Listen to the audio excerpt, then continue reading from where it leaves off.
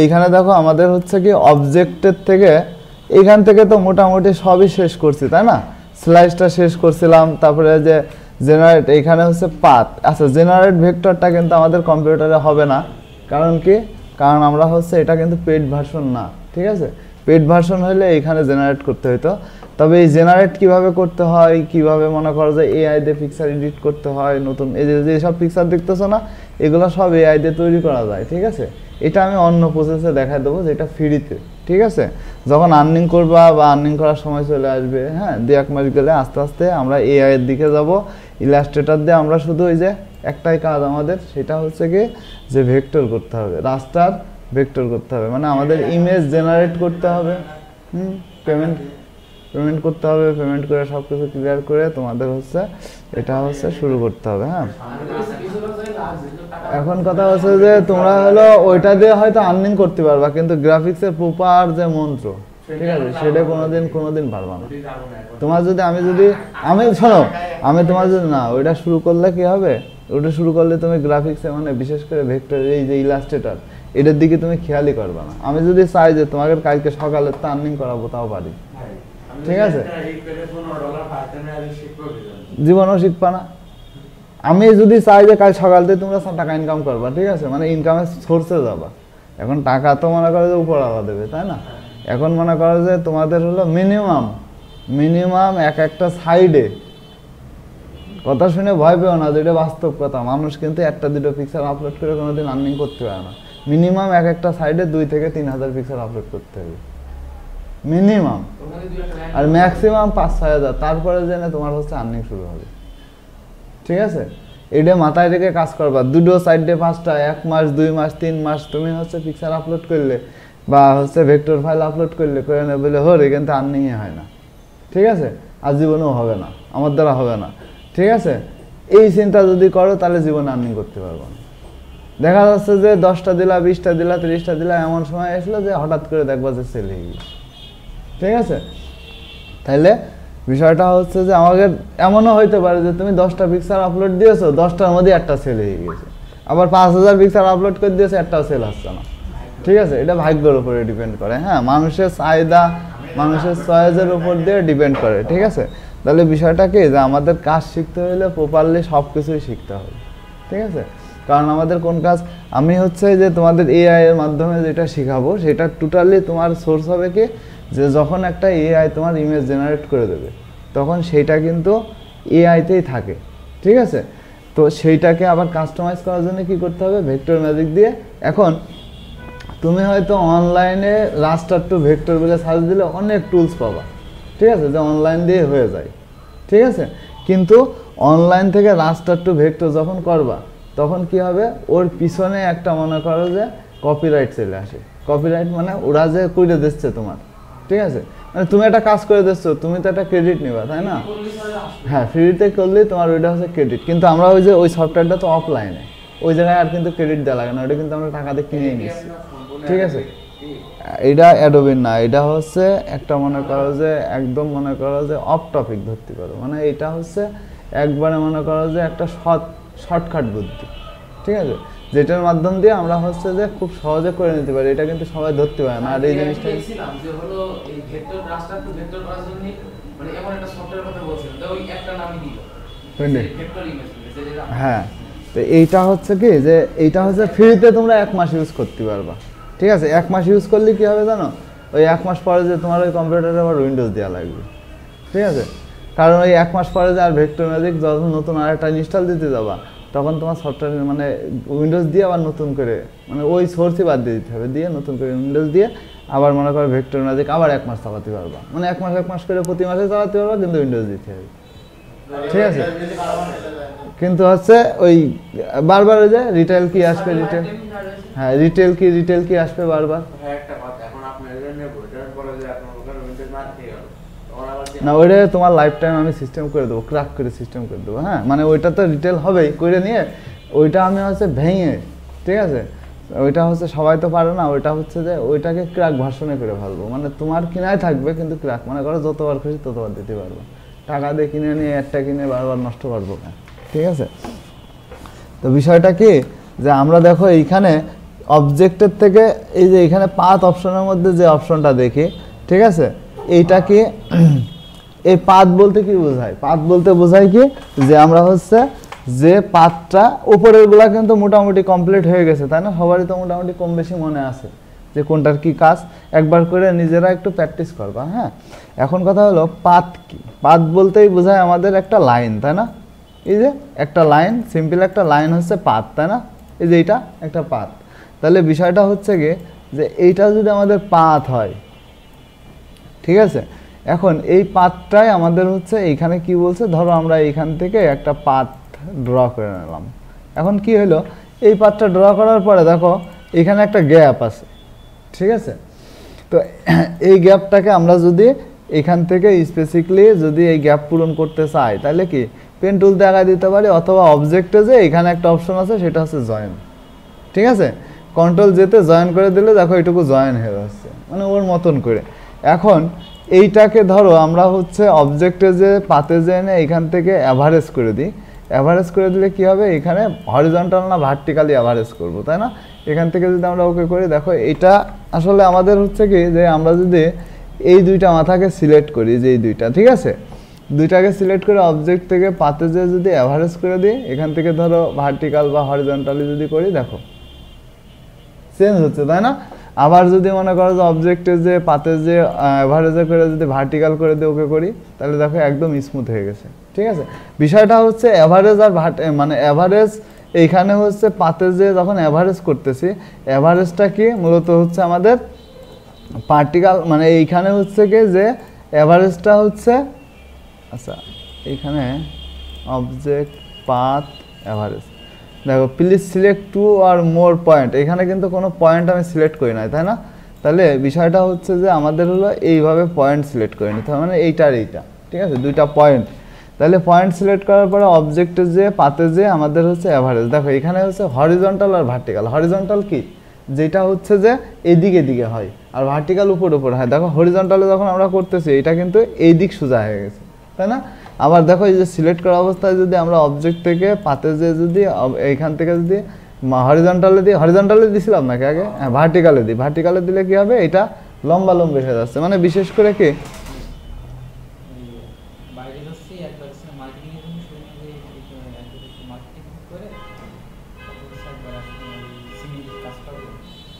তুমি একা যাচ্ছ, কটা বাজবে না আসতে? আচ্ছা 12টার মধ্যে আসার চেষ্টা করো। তো আমার তো বাড়ি তো মনে করো আমি একা বোঝানি। আচ্ছা ম্যাডামও আসবে না কিন্তু, ম্যাডাম বাইরে গিয়েছে কাজে। দ্রুত আসার চেষ্টা করে, নাহলে কিন্তু না খেয়ে আসা লাগবে না আমার। আচ্ছা আচ্ছা, তাহলে দেখো, তাহলে এইটা দিয়ে আমরা হচ্ছে ধরো এখানে হচ্ছে একটা মানে যে কোনো একটা শেপ আমরা যদি আঁকি, মানে একটা বক্সই ধরে নিলাম, ঠিক আছে, এখানে একটা বক্স নিলাম। এই বক্সকে যদি আমরা হচ্ছে অবজেক্ট থেকে পাতে যে এনে অ্যাভারেজ করি, এটাতে অনেক সুন্দর সুন্দর কাজ করে। দেখো অ্যাভারেজ করলে কিন্তু এই যে হরিজন্টাল করলে কিন্তু লম্বা লম্বি হয়ে যাচ্ছে, তাই না?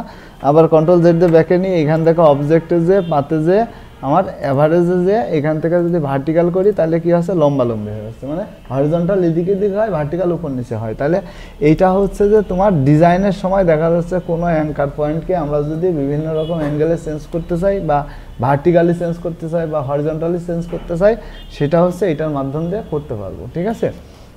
আচ্ছা এখন কথা হলো, আমরা ওই যে একটা জিনিস করি পাতে যে এইখানে দেখো যে আউটলাইন স্ট্রোক, ঠিক আছে, আউটলাইন স্ট্রোকটাকে আর অফসেট পাথটাকে, এই দুইটা কিন্তু খুবই ইম্পর্ট্যান্ট আমাদের ডিজাইনের সময় পরবর্তীতে লাগবে। এই দুইটা একটু ভালো করে বোঝো। আউটলাইন স্ট্রোক বলতে বোঝায় ধরো আমাদের এইখানে একটা অবজেক্ট আছে, ঠিক আছে, এখন এই অবজেক্টের একটা পাথ, এইটাই তো স্ট্রোক, তাই না? যেটা মোটা করছে এটাই তো স্ট্রোক।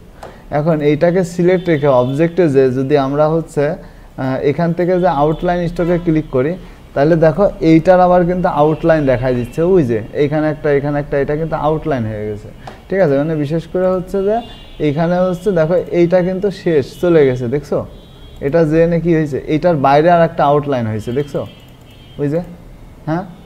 এখন এটার ভিতরে যেটা আছে সেটাকে আমরা যদি একটু মনে করো অন্য কালার দিয়ে, দেখো ভিতরের ওই স্টকটা কিন্তু স্টক রেখে ওই বাইরেরটা কিন্তু আবার আউটলাইন করে দিয়েছে, দেখছো?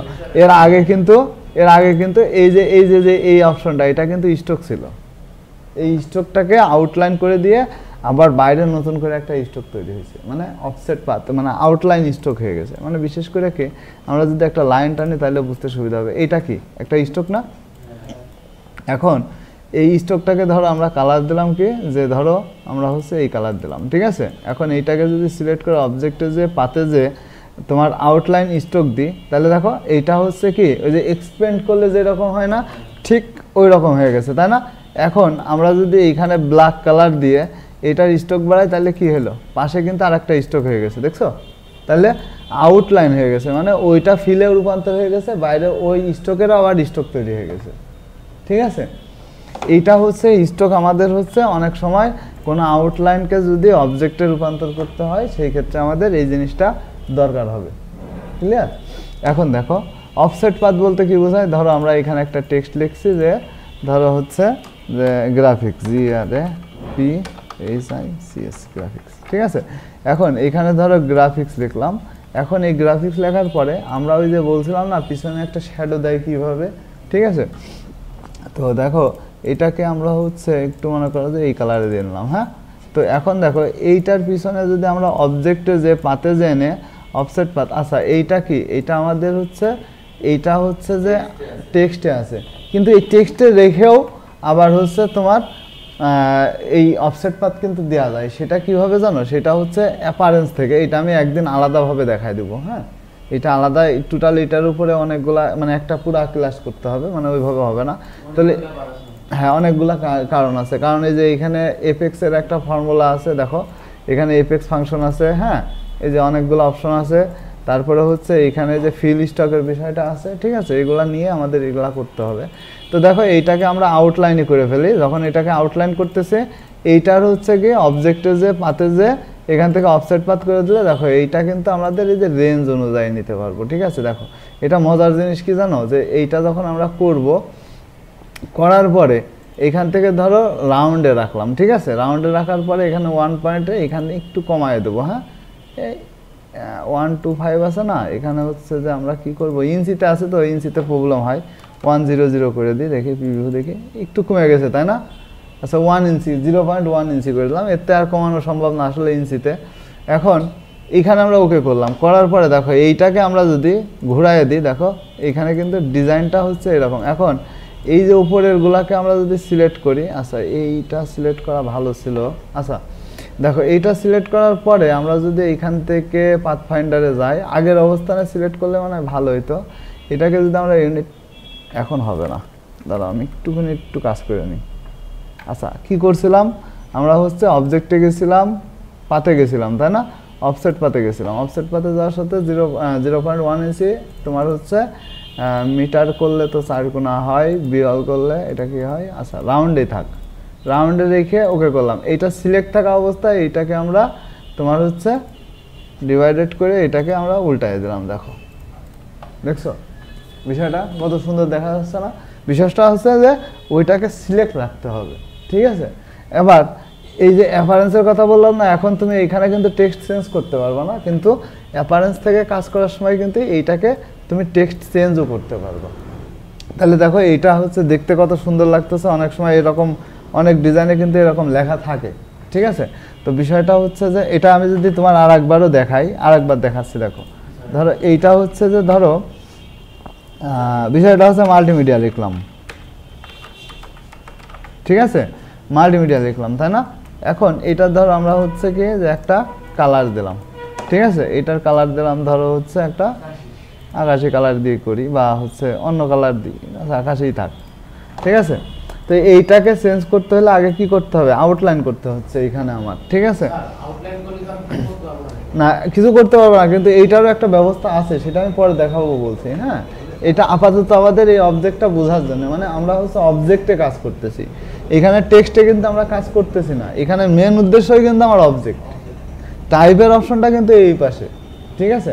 তো এখন আমরা যেহেতু অবজেক্টে কাজ করছি তখন এটা আমার অবজেক্ট হয় লাগবে, ঠিক আছে? যেহেতু এটা অবজেক্ট নিয়ে কাজ, এখানে টাইপের কোনো সম্পর্কই নাই, ঠিক আছে? সেই ক্ষেত্রে আমরা অবজেক্টটা কিন্তু এখান থেকে করতে হবে, তাহলে এটাকে আমার অবজেক্ট বানায় নিতে হবে, ঠিক আছে। তো এইটা মোটা করো, চিকন করো, এই ফান্ড নাও বা অন্য ফান্ড নাও। দেখো এখান থেকে আমরা যদি অন্য ফান্ড ইউজ করি, বেসিক্যালি ধরো কোনটা নেবো, এইসব ফান্ড নিলে ভালো লাগবে না, হ্যাঁ, সবসময় একটু ছোট বা ক্লিয়ার ফান্ড নেবা এইসব কাজের জন্য, হ্যাঁ। বেশি মোটা হয়ে যাচ্ছে এগুলো দেখতে, ওই উপরে যেটা ছিল ওইটাই ভালো ছিল, এই যে এইটা, ঠিক আছে। আচ্ছা দেখো, তাহলে এখানে আমরা মাল্টিমিডিয়া লিখলাম, এটাকে কি করব, অবজেক্টে যাব, এটা আউটলাইন করে দেবো, হ্যাঁ, ক্রিয়েট আউটলাইন করে দেবো, অবজেক্টে যাব, অবজেক্টে যাওয়ার পরে পাতে যাব, পাতে যাওয়ার পরে কি অফসেট পাত, ঠিক আছে। অফসেট পাতে ক্লিক করার পরে 0.1 ইঞ্চি বা এর থেকে যদি কম দিতে চাও, এর থেকে কম এখানে তোমার হচ্ছে চেঞ্জ করতে পারো। এখানে যদি তুমি হচ্ছে ইঞ্চির বদলে পিএক্স লেখো, পিএক্স আসবে, আমি 1 রাখলাম, এটাকে ওকে করলাম, করার পরে এখন এই যে সিলেক্ট করছি না, ওকে করছি, কিন্তু ওকে করে এইটাকে আর তোমার চেঞ্জ করা যাবে না, মানে বাইরে আর ক্লিক করা যাবে না, ক্লিক করলে কিন্তু আর হবে না, হ্যাঁ। তো এই অবস্থায় রেখে এখান থেকে পাথফাইন্ডারে যে আমি হচ্ছে এটাকে কি করলাম, শেপ মোডস ইউনিট করে দিলাম, হ্যাঁ। ইউনিটস করে দেওয়ার পরে এটাকে আমরা স্টক কালারে নিয়ে চলে আসলাম, দেখো। আচ্ছা, এটা বেশি ফাঁকা হয়ে গেছে, হ্যাঁ, মানে যদি মনে করো যে আরেকটু কম হইতো তাহলে এই যে এইটার মতন অনেক সুন্দর দেখা যেত, হ্যাঁ, মানে এটা বেশি বাইরে দিয়ে দিছি তো এই জন্য রাউন্ডটা একটু কম হয়ে গেছে, ঠিক আছে।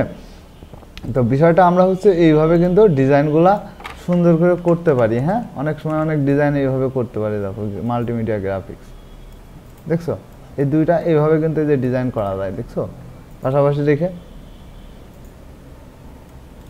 হ্যাঁ। তো বিষয়টা হচ্ছে যে এরকম, হ্যাঁ। তাহলে এখন কি, এখন আমাদের হচ্ছে পরবর্তী ধাপ, দেখো অবজেক্টে যে আমাদের হচ্ছে এখানে আর একটা অপশন আছে কি, যে reverse path direction. Reverse path direction কি বোঝায়? আচ্ছা, আমি তোমাদের তো মজার একটা জিনিস শিখাইনি, ঠিক আছে। এই রিভার্স পাথ ডাইরেকশন, ধরো আমরা হচ্ছে এইখানে একটা পেন টুলস নিলাম, ঠিক আছে। পেন টুলস নিয়ে ধরো এইভাবে একটা ডিজাইন করছি, বেসিক্যালি এই যে ধরো এরকম একটা ডিজাইনই করছি, হ্যাঁ। এটা বেশি খারাপ হয়ে গেল, ঠিক আছে। আমরা হচ্ছে ধরো এখান থেকে এইভাবে একটা ডিজাইন করলাম, হ্যাঁ, এইভাবে একটা ডিজাইন করলাম। এখন এইটার হচ্ছে ডিরেকশন তো আমরা জানি না, তাই না? তো বিষয়টা হচ্ছে দেখো এই স্টকের এর মধ্যে কখনো ঢুকে দেখছো এর মধ্যে কি কি আছে? কি করলে তাহলে দেখো এইখানে হচ্ছে অ্যারো হেডস, ঠিক আছে। আচ্ছা দাঁড়াও, এটা দেখো অ্যারো হেডস কি, আমরা অ্যারো দিলাম এই পাশে, তাই না? আবার এই পাশে আমরা হচ্ছে এর হেডস দিলাম, বা হচ্ছে এখান থেকে ধরো এটার শেষ কর্নার দিলাম, তাই না? এইখানে হচ্ছে এই অপশন থেকে আমরা হচ্ছে রিভার্স পাথ ডিরেকশন চেঞ্জ করতে পারি, এটা এদিকে দিতে পারি, এদিকে দিতে পারি। দেখো এইখান থেকে না এটাকে ঘোরাই দিলে এই মাথা কিন্তু এদিকে চলে আসতেছে। তো বিষয়টা হচ্ছে রিভার্স পাথ ডাইরেকশন কিন্তু সেম একই কাজ করে। আমরা যদি অবজেক্টে যে পাতে যে রিভার্স পাথ ডাইরেকশনে ক্লিক করি তাহলে দেখো এই মাথা এদিকে চলে আসছে, মানে এই অপশনটাই আমাদের এইখানে আছে, ঠিক আছে। একই অপশন, কিছুটা ভিতরে আছে কিছুটা বাইরে আছে। তো এখন দেখো যে মূলত আমাদের এইখানের কাজ কি, এইটা তো গেল। এখন যদি আমরা একটা লাইন টুলস টানি, এটা যদি স্ট্রোকটা আমরা মোটা করে দিই, ঠিক আছে। এখন মোটা করার সময় দেখো আমরা যখন এই মাউসটি বাটবি বন্ধ করো, দেখো এইখানে একটা জিনিস দেখছো যে আমরা যখন এইখান থেকে যখন একটা অ্যাঙ্কার নিচ্ছি, এটা যখন নিচ্ছি তখন এই যে মার্জিন বা এই যে শেপ মানে স্ট্রোকের বাইরে হচ্ছে পয়েন্ট চলে আসছে, তাই না? এই পয়েন্টটা বাইরে আসতে মানে এইখান থেকে দাগ শুরু হয়েছে, এটা কিন্তু আমরা ভিতরেও নিয়ে যাইতে পারি। সেটা কিভাবে? এই যে এইখানে ক্লিক করার পরে এইটাকে সিলেক্ট করার পরে দেখো এটা সিলেক্ট করার পরে আমাদের হচ্ছে এই যে এইটা দিয়ে, হ্যাঁ, এটা সিলেক্ট করার পরে এখান থেকে সিলেক্ট করার পরে স্ট্রোকে যে এই দেখো এখানে ক্লিক করলে দেখো এই পাশে রাউন্ড কিন্তু গোল হয়ে যাচ্ছে, এই যে এইটা দিয়ে ক্যাপ দিয়ে, এটা কিন্তু ক্যাপ, ঠিক আছে। আবার এখান থেকে যদি ক্লিক করি দেখো এটা সোজা হয়ে যাচ্ছে, কিন্তু পয়েন্টার কিন্তু ভিতরে। আবার যদি আমরা বাইরেটায় ক্লিক করি তাহলে কিন্তু পয়েন্টার বাইরে চলে আসতেছে, তাই না? আবার যদি এই ধরো এইটা নিয়ে আমরা রাখলাম যে এই বাইরে থেকে আমাদের দাগটা বোঝা যাবে। অনেক সময় কি যে এই বাইরে দাগ রাখলে আমাদের কিন্তু যে আসলে ডিজাইনের সময় কিন্তু পয়েন্ট বোঝা যায় না, যে আমরা এই পয়েন্ট থেকে এইখান থেকে এইটুকু নিচ্ছি। বা ধরো এই যে আমরা ধরো এইখান থেকে পেন টুলস নিলাম, এখানে একটা টান দিলাম, এখানে একটা টান দিলাম, তাহলে এই মাথা বাইরে চলে গেল না? এখন আমরা ধরো এইখানে দিলাম আবার এইখানে দিলাম, এখন এই মাথা মেলাইতে গেলে দেখো এই যে এইটার কিন্তু স্ট্রোক কিন্তু এলো আগের মতন হয়ে যাচ্ছে, বাট এদিকে কিন্তু বেশি হয়ে যাচ্ছে, ঠিক আছে। তাহলে আমাদের হচ্ছে সবসময় কি পয়েন্ট টু পয়েন্ট রাখতে হবে, হ্যাঁ, যাতে আমরা মিলাইতে পারি। অনেক সময় তোমার প্রবলেম হবে যে এই মাথা বাইরে না রাখাই ভালো, মানে কাজের ক্ষেত্রে যদি তোমাদের লাগে সেই ক্ষেত্রে রাখতে পারো, তাছাড়া তোমাদের এই প্রথম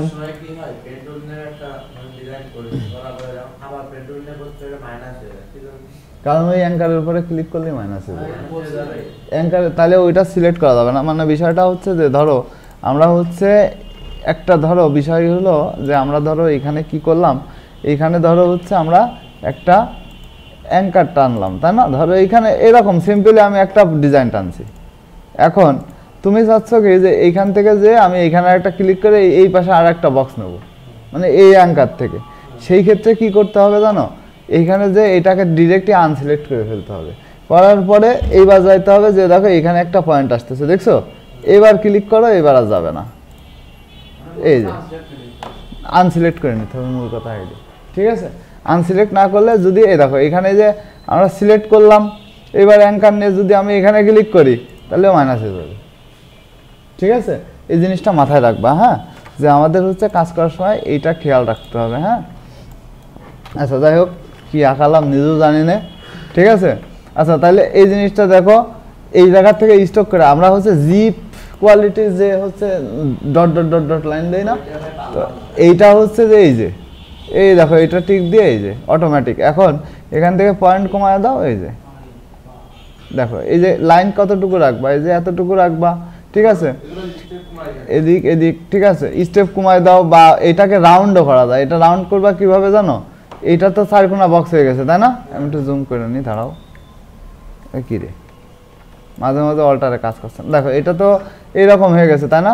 এখন এইখানে যে যদি আমরা হচ্ছে সরি এইটাই, এখানে যে যদি আমরা এটাতে ক্লিক করি, এইখানে যদি যে ক্লিক করি, এই যে ঠিক আছে, এই যে গোল হয়ে যাচ্ছে। মানে এইটার উপরেও কিন্তু ডিপেন্ড করে ক্যাপের উপরে, হ্যাঁ, ক্যাপ কেমন রাখবা। এই দেখো আমরা যদি এখান থেকে আরো কমায় দিই, এই যে ঠিক আছে, এটা হ্যাঁ তুমি যদি চাও এই যে এটা দিয়ে একা বেকা করবা, করতে পারো।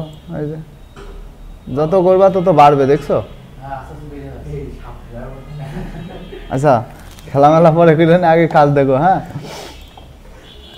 তো এখন কথা হচ্ছে যে আমরা এটাকে রাউন্ড করতে পারি, তারপরে হচ্ছে এই যে এইখান থেকে ধরো চারকোনা বক্স দিতে পারি, বা এইটা তো দেওয়াই ছিল, তাই না? এইটাই সবচেয়ে ভালো হয়, যখন জিপ করবা তখন এইটা ভালো হয়। তো বিশেষ করে দেখো যে যখন আমরা হচ্ছে অনেক সময় যে জিপার কোয়ালিটির ডিজাইন বানাই, এ দেখো এই যে ক্লাউড জিপ, যেটা মানে বিশেষ করে এই যে এরকম ডিজাইন হয়। ধরো পেন্টুলস নিলাম, এখান থেকে ক্লিক করলাম, এখান থেকে এরকম দিয়ে এরকমভাবে একটা ডিজাইন করলাম, হ্যাঁ। এখন এইটাকে ধরো ডিরেকশন রোটেট করে দিলাম, কই ট্রান্সফর্মে যে রিফ্লেক্টই করে দিই, হ্যাঁ। তারপরে কপি, কি হলো? সবই তো সিলেক্ট ছিল, কিন্তু এইটুক সিলেক্ট হলো কি করে? আহা, আচ্ছা এটাকে হচ্ছে ট্রান্সফর্মে যে রিফ্লেক্ট করে দিচ্ছি, হ্যাঁ, রিফ্লেক্ট করে কপি করে দিলাম, তাহলে দুটা হয়ে গেল। এখন এটা আমরা হচ্ছে আচ্ছা বেশি দেওয়া দিয়েছে, এটা আমরা কি এটার পাশে রাখলাম। দাঁড়াও এটা শেষ করি। এটা দেখো এইখান থেকে আমরা যদি স্টক কমায় দিই, ঠিক আছে, এরকম দিলাম ধরো জিপ কোয়ালিটি যেটা, ঠিক আছে। তারপরে হচ্ছে এইখান থেকে ধরো এটাকে আমরা হচ্ছে সেম অবস্থানে রেখে এইখান থেকেও ধরো এটাকে আমরা হচ্ছে কমায় দিলাম। দেখো কমায় দিলে কি এটা সোজাসুজি হয়ে যাচ্ছে না?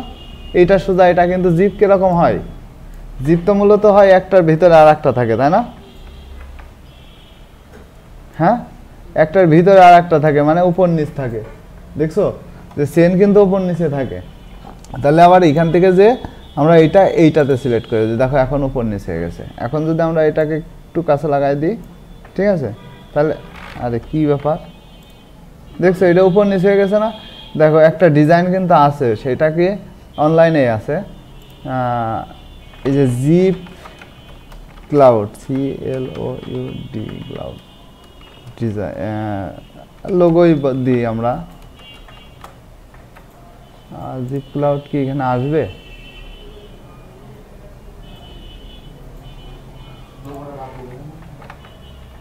জিপার ক্লাউড লোগো, আর ডিজাইনটা ছিল অনেকদিন আগে দেখলাম, বহুত আগে দেখলাম।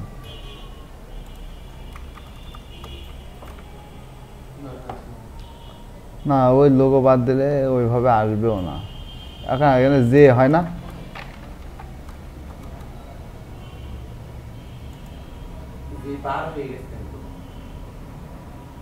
জি ক্লাউড। আচ্ছা ওই লোগোটা এখন খুঁজে পাবো না, ও মাথা ব্যথা করে লাভ নেই, ঠিক আছে।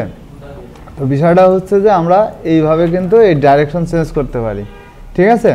তাহলে আমরা কিন্তু এই যে এইখান থেকে যে প্রোফাইল, এইখান থেকে কিন্তু এই যে শেপের কিন্তু মোটা চিকন করতে পারি। যেমন হচ্ছে এখানে এইগুলা কিন্তু লাগবে পরবর্তীতে, হ্যাঁ এইগুলা কি করতে লাগবে, কারণ আমরা যখন হচ্ছে যে শেপ বা হচ্ছে আমরা যখন ব্রাশের কাজ করব, ব্রাশ তো আমাদের বাকিই আছে তাই না, ব্রাশের যখন কাজ করব তখন কিন্তু আমাদের শেপটা দরকার। এই যে এখানে সিলেক্ট করার পরে দেখো অবজেক্টে এখান থেকে আমরা হচ্ছে যখন এই যে এইখানে যাব, এখানে যে যখন এই যে এইগুলা নিব, ঠিক আছে, যে ধরো তীর চিহ্ন নিব এরকম, তারপরে হচ্ছে ধরো ওই যে পেট মোটা হইলে পেট মোটা, হ্যাঁ মানে বিষয়টা হচ্ছে যে যেরকম তোমার নিতে মন চাই তুমি এখান থেকে নিতে পারবা। হ্যাঁ ধরো এই যে এরকম রাউন্ড লাগবে তাহলে রাউন্ড, হ্যাঁ শেপগুলো কিন্তু এরকম শেপ পাবা। হ্যাঁ এই হচ্ছে যে অবজেক্টের, বলো।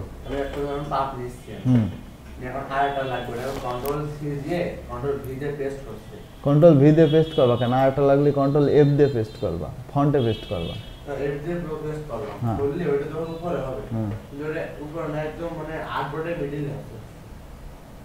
কি করে সম্ভব, যখন আমরা এই যে এইটা নিছি তাই না, এটা কন্ট্রোল সি দিয়ে কন্ট্রোল সি কন্ট্রোল এফ, এই দেখো পেস্ট ডবল হয়ে গেছে, ঠিক আছে। তো বিষয়টা হচ্ছে এরকম। আচ্ছা আমি এইগুলো শেষ করি, তারপরে একটু কথা বলো। এই যে এই পাতের মধ্যে আর কিছু কাজ আছে, হ্যাঁ আচ্ছা স্মুথ করা তো আমরা শিখছিলাম। তারপরে সিম্পলিফাই, কোনো একটা অবজেক্টকে যদি সিম্পলিফাই করতে চাই সেটা আমরা পাত থেকে সিম্পলিফাই করতে পারি, মানে ওই যে ওইটাই, ঠিক আছে, মানে ডিরেকশন বা হচ্ছে কতটুকু কি হবে এইখান থেকে যতগুলো অ্যাঙ্কার থাকবে সেটা সিম্পলিফাইতে হবে, ঠিক আছে। এটা ওই স্মুথের মতনই আর কি অনেকটা, ঠিক আছে। তারপরে দেখো অবজেক্টের মধ্যে আরো কিছু কাজ আছে, add anchor point, remove anchor point তো আমরা পারি, ঠিক আছে।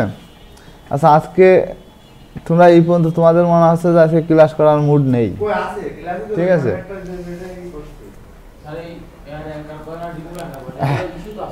হ্যাঁ হ্যাঁ এই যে এইখানে এই যে আমাদের হচ্ছে এই অপশনে add anchor point, delete anchor point, তারপরে অ্যাঙ্কার পয়েন্ট টুলস, ঠিক আছে। যদি ক্লাসে বোরিং লাগে বলতে পারো যে না ভাই আজকে ক্লাসে পর্যন্ত থাক, আমার বোরিং লাগছে, ঠিক আছে।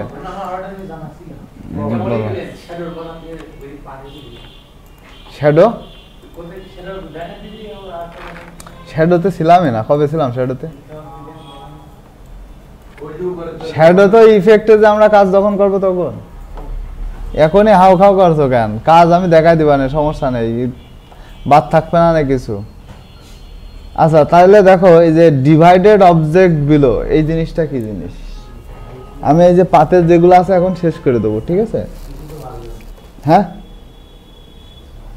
বুঝিনি, ডিভাইডেড অবজেক্ট বিলো কিসের পর ডিভাইডেড করবো, গুগল থেকে নিয়ে আসো। আচ্ছা দেখো